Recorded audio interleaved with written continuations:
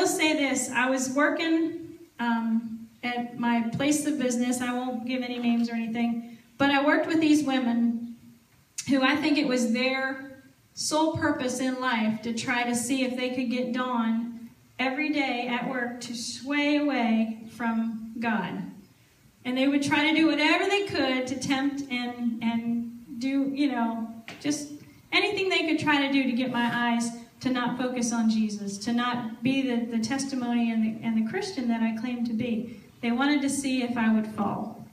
But when I was there, they were passing this inappropriate picture around the office. And they were like, you got to come see this. I'm like, I'm not going to come look at that. I'm not interested. They're like, oh, come on, just come look. I'm like, no, I don't want to see it. So I got up and I left the office. I came back. I think I went and got a cup of coffee. And I came back. I opened up my drawer to get a pen out. And when I pulled my drawer open, there was the picture right on top of my desk drawer. So now I've seen it. I slammed it. I took it out, crumbled it up, threw it in the trash, slammed my door shut, and I walked out of that office. I was angry. I was so mad. And then I was just like, I could turn around right now, and their sole purpose in life was just about to come true, let me tell you. But I walked out and went up to the filing room, and I just started filing folders away, and I picked them up, and I don't even know if they went in the right spots. I was just shoving them in wherever I just put them in. They were supposed to be alphabetized, but I don't think that was happening that day. But anyway, I was just shoving them in, and I felt this little on my shoulder, and I was like, not now. And I kept filing, and I kept hearing that tap, and I was like, what, God, what? I just want to be mad. Can I just be angry, please? Just let me be angry for just a little bit. Yes. What is it? What is it? I didn't even want to hear from him at the moment. I just wanted to be mad. Do you ever get in that place where you just want to be angry and you don't want to talk to anybody? You don't want to pray? You don't want to do anything? God said to me, he said, do you want to see them in heaven? And I thought about it and I went, well. And I said, of course I want to see them in heaven, Lord. And he says, then pray for them. And I was like, I can't pray when I'm mad. Can you pray when you're mad? Seriously, can you pray when you're angry? God set that up that way. You know that, right? You can't be angry and pray at the same time. It just doesn't happen. So he says, pray for them. And I'm like, I don't want to pray for them. I want to be angry. Do you want to see them in heaven? Yes.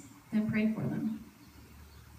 So as I started praying, God began to download this song. And the words started to come, and I just started to write these words down. And the tears started to flow. The forgiveness started to come. And I just sat there and I cried. And I, first of all, repented and asked him to forgive me for my anger. The Bible does say that we can be angry, but sin not.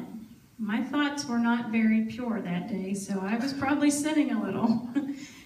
So I had to ask God to forgive me, and he did. He came, and his presence was so real in that room. And I took that little paper down, and I went downstairs, and I walked up to their desk, and I thought, they're probably thinking, here it comes, here it comes. I laid that paper down, and I said, all right, I saw what you wanted me to see, but now I want you to read something for me. You just sit there and read it. And so they did. They gathered around and they all started to read.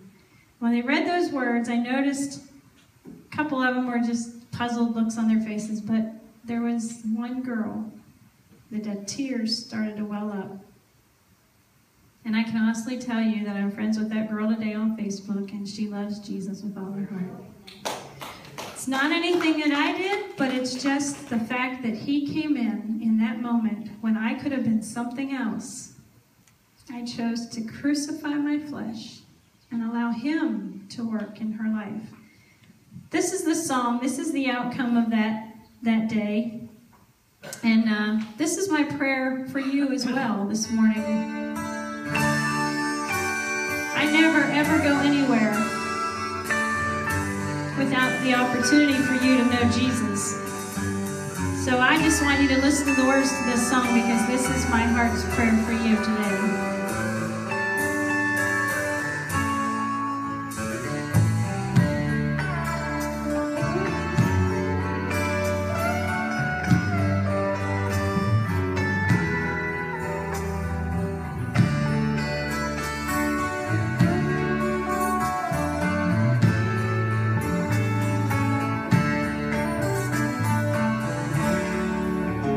Well, the time has come for me to tell you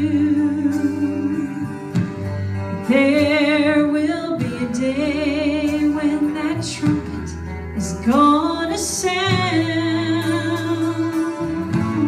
and I would be so hurt if I were standing right next to you and saw that you were one of the lost who wasn't found. Oh, I hope that I'll see you in heaven, 'cause there will be a day when all God's children are gonna rejoice.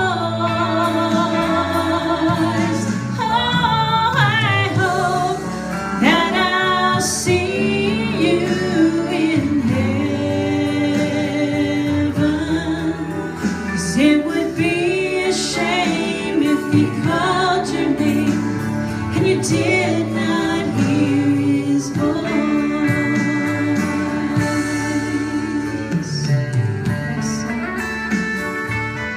As I sing this song, if you have somebody in your mind that's not saved, pray for them right now. Just lift them up to him. Now, church, are you ready for his return? 'Cause that sky will part and we'll all be gathered home. So now choose you this day whom you will serve, 'cause he loves you so. Your name he knows. You're not alone. Oh, I hope that I'll see you in heaven,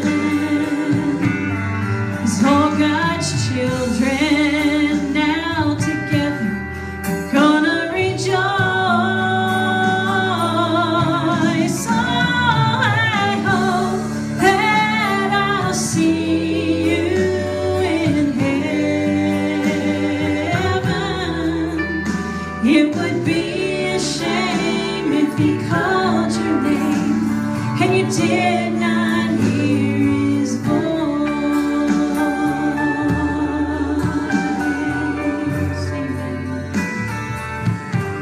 Oh, I hope that I'll see you in heaven. It would be a shame if he called your name and you did